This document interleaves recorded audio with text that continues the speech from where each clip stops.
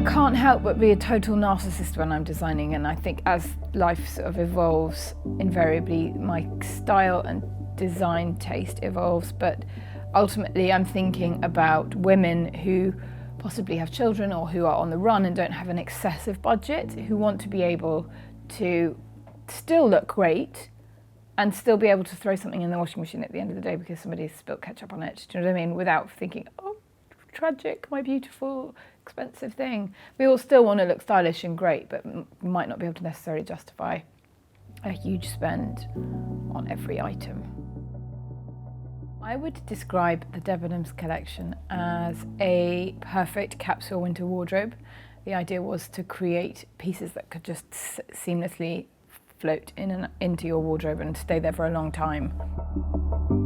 I guess to a certain extent that's a very interesting point, because actually I do often find myself in stores like Zara and H&M, and I do buy a lot of stuff from those stores, but I do think, oh, I can't wear that, I can't get away with that anymore, you know. And yes, I go into those stores where I could buy that thing because I love it, but I'm not going to spend £400 on a t-shirt. I've got 3 kids. I can't justify that. So yes, I think you're right. Cost is quite good for that sort of. Oh, I kind of do, because I have 25 of each of these items. Great jeans, great black tailored jacket, Breton striped t-shirts, of which I have a stack this high, literally not kidding. A great white t-shirt.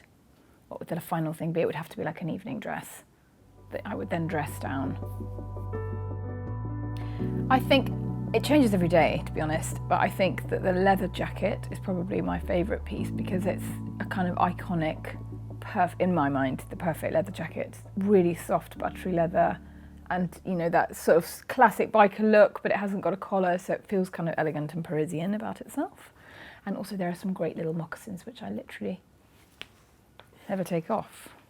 Literally never. I would sleep in them if I could, they're so comfortable. Cater, because I know that deep in my bones what I want, how I want to look, and how I inevitably end up looking when I'm dropping the kids at school, because it's very difficult to get yourself dressed when you've got 3 people going, where's my book bag? You know, and then, oh, she hasn't got a sandwich, or, you know, it's a lot to get out the door for 8:10 in the morning, isn't it? That thing about being very looking inside and asking, what am I trying to say? What is it that I want to do with these clothes? What is the point of this for me? Who am I trying to cater to? And having a very clear idea of that. I make boards of the woman. I've got hundreds of them.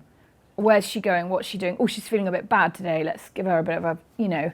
Yes, because we've had children, it doesn't mean automatically we sort of not cool anymore, or we don't want to be sexy, or we don't want to have a bit of a point of view with what we're wearing. I think this woman, as all women are, is very multifaceted, and she's multitasking. So sometimes she might want to look very glamorous, sometimes she might want to just do the laundry. But I don't know about you, when I get dressed, if I feel good and I feel put together, it affects my whole day. I can feel fabulous because I've got nice clothes on, even if I'm doing the laundry, which sounds completely ludicrous, but it does. If I put sweatpants on and some stained old, I basically want to find the nearest rafter and a robe. It's not fun. You can make your day great by making yourself look great, no matter how boring your day may be. I haven't really gone anywhere in my mind, but I guess I have physically gone somewhere.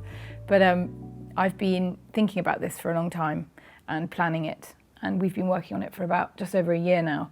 So yeah, having a bit of time out is a good thing because it enabled me to really focus on what it was I was trying to say. By the end of my time at Twentyltwelve, I was very much finding that the external influences were having an effect on what I was saying, and I kind of feel like I lost my voice in a way.